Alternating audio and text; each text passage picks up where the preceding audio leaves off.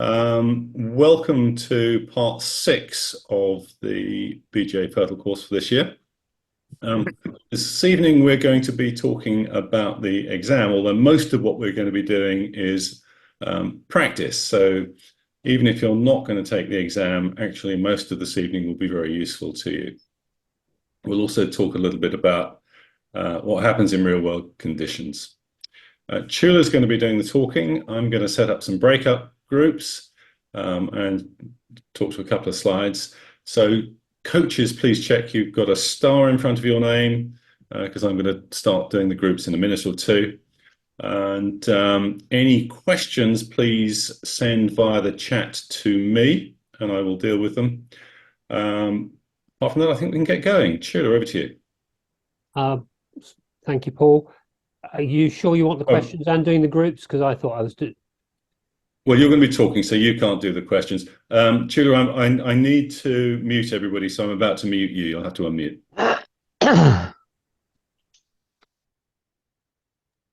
Just clarify. Okay, so you're doing groups and questions. Is that right, Paul? I can do groups and questions, yeah. Okay.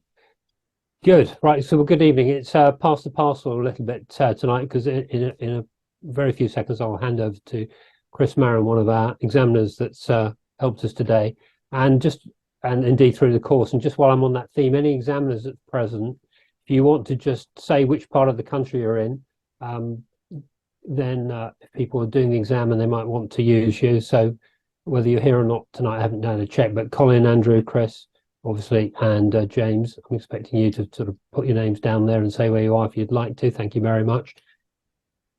So this evening, exam questions to Paul, and this is really questions about the exam, but bear in mind Chris is about to speak. That will be followed by just a very few tips from me as an ex-examiner, some real-world tips from Paul, and then we'll go into the coaching session. And only then, there's a last thing to say before handing over to Chris. If you go on to do the exam, you can have the FRTOL attached to your SPL or indeed PPL. Or you can have it as a standalone item, which is how I first got mine. Just a pure standalone item. So that and many other things pertaining to the exam or examinations, Chris will talk about. Chris, let me know if you'd like any slides up. Yep, Chula, I can kick off if you like. Yep.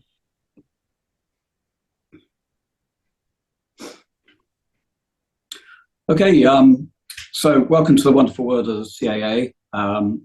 Paul's mentioned CAA exam. I'm at Lasham personally, and there is about 3 others also. So the way this works is that you'll have some coaching, and when your coach thinks perhaps you're ready and you agree you're ready, it's up to you as an individual then to contact an examiner. On the slide there, not applicable to any of us. Basically, I'll go through what you need to provide to the examiner. So basically, you need to book a test with an examiner. If you can't find one, you might want to take some notes here. CAP 1585 Echo will give you the whole country's list of FRTOL examiners, so you can pick the closest one to you. Be nice to know, or the examiner might need to know, that you want to do the test as a glider. It's best to tell him that before you turn up, because he needs to prepare a route really appropriate to whether it's a TMG, a balloon, or a glider, or whatever. And if you're in some doubts about whether you can get an English language level 6, it's probably a good idea to phone the examiner and maybe get some idea whether you're likely to get a level 6, because he can hear you talking. Because to turn up, and if you're a bit not quite level 6 and you haven't got it, it's a wasted trip. So it's just a practical thing, I think. Anyway, having booked your examiner, and you agree the venue and the time, you need to turn up. You'll need to have a photo ID, either your passport or a driving license. You need to bring the half-mil chart of the appropriate area. I do the south of England. You need a pen to draw the tracks on the chart, and probably a ruler. However, frequently my chaps sometimes don't have that. I can provide. You also need the SIG 1171, the course completion certificate that has been mentioned. you can, in fact, let me just show you that. I'm just waving that in front of you. It looks something like that. Okay, and on the back side, there is section 5, and you self-certify that you've had all the training. So the examiner knows you have the training and there is no gaps in your knowledge, but you self-certify that, having done this wonderful BGA course. So you turn up. We will assume you need to do the theory test as well as the practical test. So the theory test, as you probably guessed now, is 12 questions, 75% mark, A, B, C, D, no negative marking, and it's relatively easy. It should only take about 10 minutes. You need to have passed that, and then you go on to the practical test, which is really what we've been doing over the last 5 sessions or so. The whole thing, from the moment you meet to the moment hopefully you pass and go away, I always allow a good 2 hours for that. The practical tests, once you get going, not more than half an hour from my experience. And as we go through the practical test, you'll be getting ELP, hopefully level 6. If for some reason either you can't get that or your phone examiner is a bit of a dodginess, you need to go to an English Language Assessment Centre, and the best one to go to is On Track Aviation at Wellisbourne, Mountford, and they'll give you 4, 5 or 6, and it's EASA and CAA approved. So we've got a slide coming up here. There's your SRG 1171, there's the ELP, and we're now going to talk about the test itself. Right, we're going to assume you're all going to be in a glider. You could ask to do a SEP or a TMG, but we'll assume a glider. So there's a lot of CAA bureaucracy here. We would read a list of the rules. We go through that. You agree to that. You're given 5 minutes to fold the map and to draw the lines on the chart. Half the problem is folding your chart, to be quite honest, small enough so it's useful to use. Then we give a very good brief. And if you can stop screen sharing, Shula. This thing here is a route brief. That's what it looks like. Okay, and you'll be handed that, and it's all the information you need to know to carry out this FRTOL test. It will always assume, in terms of glider, we've got an SPL with 1 POB, and you have a Mode S transponder. You're also, again, we have to be practical for the test, you're at a fixed altitude, which makes it quite easy. We will conduct the test just like you've been doing on your coaching sessions. Do it in chunks at your own pace. Once you've finished a chunk like that, max penetration, move on to the next one. When you've done that, move on to the next one in chunks. So what more can I say there? They give you a crib sheet, which is, to be quite honest, it'll be on one of these slides. If you go back to screen sharing, please. I'm sharing it now, yep. Yep. Okay, it's Appendix G. Yeah, someone's got it waving about. Anyway, whatever it is, it's a crib sheet which they're obliged to give you, but it's practically of no use to you. It's just to remind yourself what's the content of a Mayday and a position report and so on. So, right, because this is a generic FRTOL test, whether you're in a glider, balloon, airship, airline pilot, whatever, there are aspects of the practical test we won't cover, like how do you taxi a light aircraft out at a powered airfield. So we're obliged to ask you supplementary questions on the practical test, and they will cover things that perhaps a glider is not going to do, like taxiing an aircraft around. So you will have some supplementary questions there. Then hopefully you will pass it. Basically, I'll be filling in one of these, which is very similar to your SRG 1171. And the supplementary questions bit is just in here. And at the bottom, hopefully I've said you've passed. Right. Then the application is done online, and it does work, surprisingly. It's SRG 1105, which your examiner will show you, but it is done online, and you scan in these pass forms that he'll give you. And if it's the first time, your photo ID will be scanned into that application. And it takes anything from 2 weeks to 2 or 3 months. It depends on how busy the CAA are. Paul's mentioned you can do it as a standalone, and it is a fee to the CAA. It's about 79 quid at the last shout, and it is all these things are for life now. If you want to add it to your SPL, which is probably the best way to go, it's once you've got the SPL or you're applying for it, it's totally free. The only thing you need to pay is your examiner will ask for a fee, and that depends on the examiner. For example, at Lasham, I've been charging 90 quid for the last 3 years to get the whole thing, including the theory test. So I'm just seeing if there's anything I've missed out here. Crib sheets, fixed. No, I've done it all, Chula. So anything else you need to add? Okay, not immediately occurs to me. Paul, so do we have any questions? Not as yet. Has anybody got anything that they just want to ask? Yes, very quickly. Is it online or in person? The exam is in person. Thank you.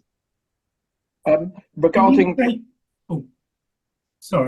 can you take notes in or scribble on your own crib sheet, or is it, No, but after the brief, you can write in that 20 minutes of preparation time, you can write what you want, but nothing to be brought in, no phones, none of your own crib sheets. You're provided with that blank plan CAA crib sheet, Appendix G, but it's not a lot of use. But from that, in that 20 minutes, you write whatever you want. Yeah. if I attach the FRTOL to an SPL, and for instance, I was to go out of SPL currency, would that prohibit me from using my FRTOL privileges on a different license that I hold, like an MPPL? My rough guess is that once you've got that that FRTOL, it's good for life, no matter what you use it for. Thanks. Yeah. Anything else? I've got a couple of written questions. Okay, so Josh asks, can the PowerPoint just shared be sent in the chat? No, but I'll put it on the website tomorrow, Josh. And Sanjay asks, Chris said you turn up. Where are we turning up to? Wherever you agree with the examiner, I think. Isn't that right, Chris? Yes, the examiner has a license, so-called licensed premise that he can conduct this test. He has to do it at that licensed premise. In my case, it's Lasham Airfield. Other places, it could be his own private home address, but he can't rove around doing these tests. You have to come to him physically. Yeah. And Chris, I've got some sent to me. Can the exam be in a group? No. Next question, are there any benefits to having a standalone rather than attached to an SPL? No, except standalone costs you money. Yeah. Okay, I think that might be it for questions. What would I expect if I do the powered exam, asks James. Chris, do you want to answer? Sorry, if someone wants to do the powered... Yes, if they want to do the exam rather than being a glider. That's fine. Yeah, any FRTOL examiner is licensed to do all 6 types, but he needs to get a little bit of notice. For example, you turn up and say, I want to do an airship one. Examiner might need a little bit of preparation. The principles are the same, but he might adjust it. So let the examiner know what type you want to conduct the test. The license is the same at the end of it when you pass, but you want to know if it's a TMG, a balloon, glider, or an SCP. And I'll just add to that. So my answer to the question would be, think of the TMG route we did. So think about doing a radio check, getting airfield information, asking for taxi, handling a takeoff clearance, that sort of thing. So that's how it will feel different to a glider exam. To be quite honest, the TMG and the SCP route, in a way, is a simpler test because there aren't so many supplementary questions, if nothing else. Yeah, that's what I advise people who ask me. Just do, because you have to know the power information. Paul, are there any other questions there? That's a natural bleed into what I was going to say, I think. Yeah, there's a few. Okay, go, let's do those. What was the list of examiner names called? Well, there's a link on the website, but if you just Google CAA FRTOL examiners, but Chris, there's an SRG, isn't there? There's a CAP, it's a document CAP 1585 Echo. There you go. I think it's on the back of this presentation, a whole set of links. Good. Which we'll get to. Tell you what, Chris, CAP one, give it to me again, I'll put it in the chat. 15. Yeah, 1585 Echo. while that's been written down, I've got a question. Do I have to pass the SPL first, then take FRTOL? No, No. no. No. You've got 2 years after you pass the FRTOL test to apply for it.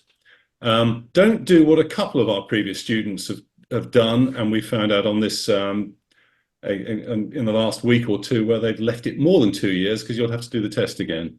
But if you haven't got your SPL yet, you can pass the FRTOL, and I'd recommend you do the test sooner rather than later, because this stuff is perishable. Your knowledge is perishable.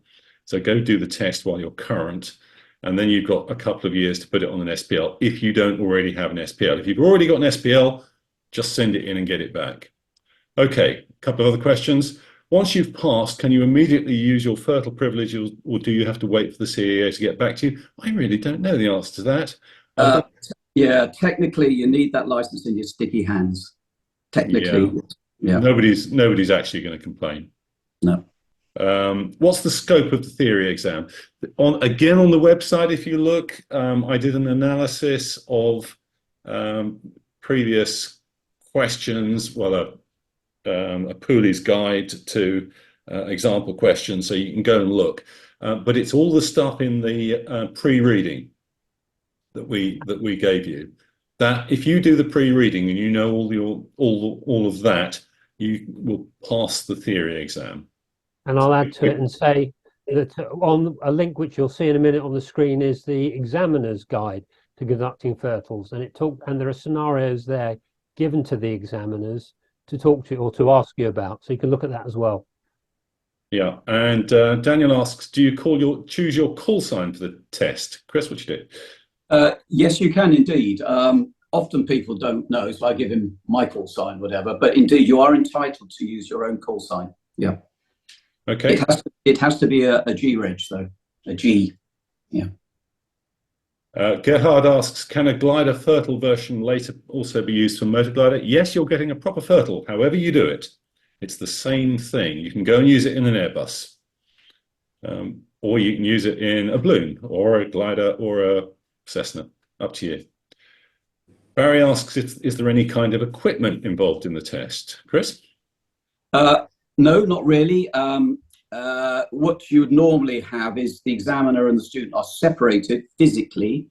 So you'll wear a headset and you'll have a press to transmit. So you will be using a headset and a press to transmit.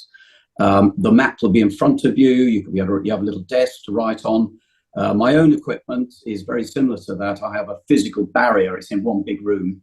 And I have also a flashing red light for when there's an emergency. Although that's up to the examiners how they treat the emergency. You may even throw a bomb over the top or hit the foot to say that's your emergency. It's all pre-briefed.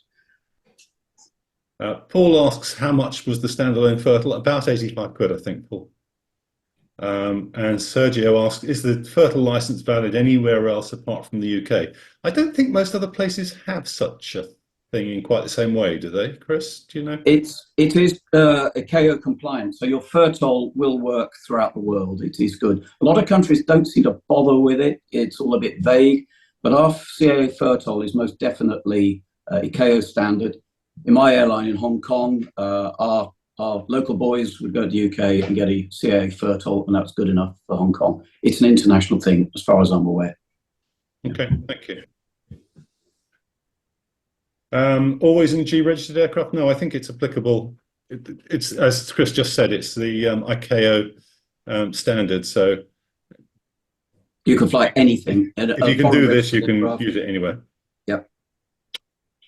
All right, I have no more questions here. Julie, you want to move on? Yep. Would you just confirm I'm sharing? You are. Right.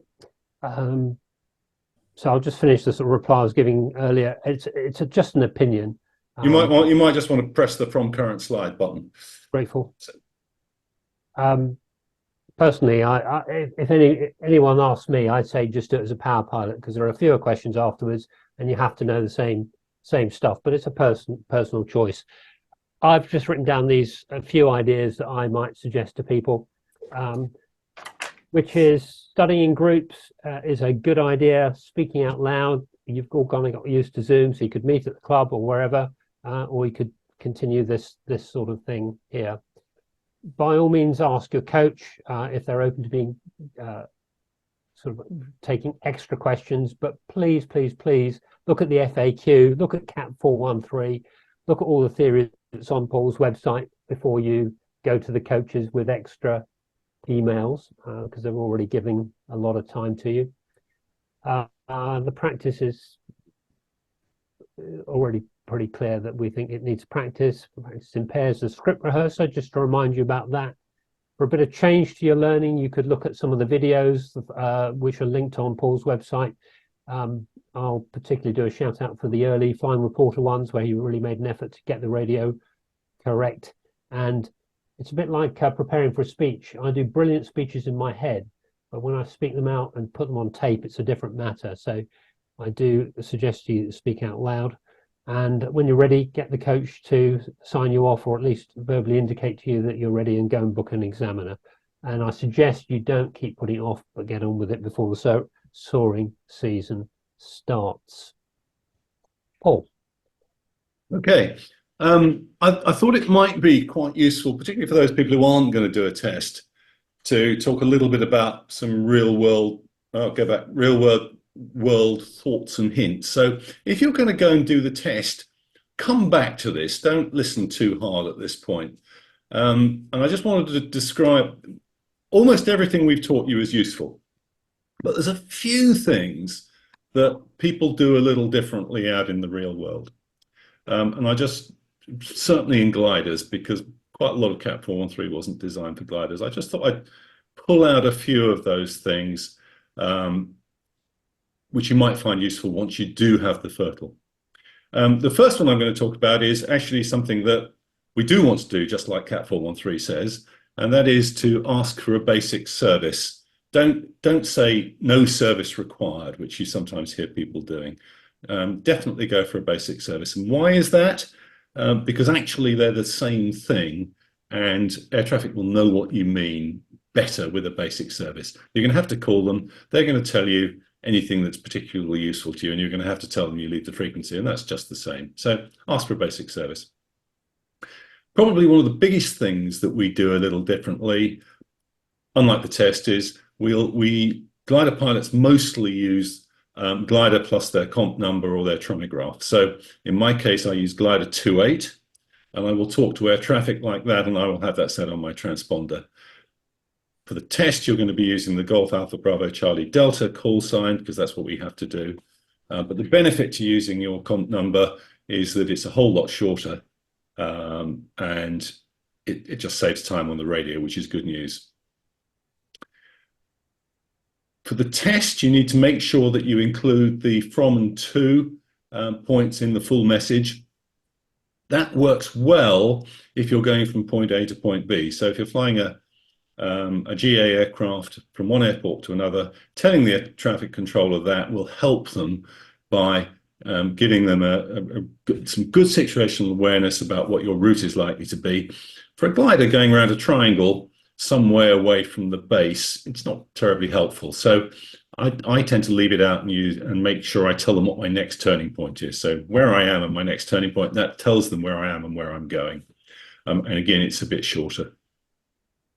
CAT 413 has some phraseology for unattended airfields, and that's the bit where you say your call sign, who you're calling, which is generally traffic. So it would be Little Staunton traffic, glider Golf Alpha Bravo Charlie Delta, downwind left hand runway 23, Little Staunton. So we use their call sign traffic, and we put the place name on the end. And if you're on a shared frequency, that's a really good thing to do, even if it's a gliding club shared frequency, because putting the place name on the end helps people who didn't pick up the beginning of the transmission to know whether you are at their airfield or at some other airfield.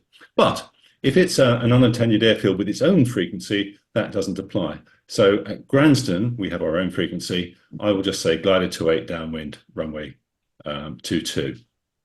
Again, much shorter. In the test, you'll want always to be talking to an ATSU. Otherwise, the examiner can't test you. In real life, we often move to a gliding frequency or turn the radio down, and that's fine. That makes our workload lower. On the other hand, of course, what we lose, and some people like this, particularly in the GA world, is somebody to talk to if it all goes wrong. So a Mayday call is probably not as useful as it might be on a gliding frequency. The tests, the examiner might want you to call London Information and get a basic service if you're not in range of anyone else. Certainly we have seen examiners do that. I strongly suggest you don't do that in real life, not least because we'd swamp London Information if on a busy gliding day all the gliders called them. And they're a useful service if you need to know something. So if you need to know, if you're uncertain about a NOTAM, if you're uncertain about a frequency, you could call London Information and ask them. If you can't get a word in edgeways because lots of people calling up for a basic service, it's not very helpful. And then the full Mayday call, really important that you know the order of things well enough that you can do the whole thing in the test. And I think this is the one case where I'd say that crib sheet is useful, because I can actually never remember what the complete order of things is. In real life, if you have a Mayday, say what's useful. If you listen to any Mayday call on YouTube or anything like that, nobody ever does the whole lot. It's the important stuff. You listen to Sully when he went into the Hudson, that was very, very brief. So, and the rationale for that is aviate, navigate, communicate. So there you go. There's my list of things that I've collected as to things we do a little bit differently from the test. It's actually quite short. Pretty much everything we've taught you is useful and you should use it. But after you pass the test, here's a little list of things that you might want to do slightly differently. Okay, let's have the next slide. So what next for those of you who want to do the FRTOL? I will send out an email both to coaches and to the students asking who wants to do some further coaching. So what we've done in past years is we've put together small groups, and it's dependent on the coaches volunteering to do this, and it depends on those of you who want to take the test and want to do some further practice towards that. And if I can link those two sets of people up and make some small groups, I will do so.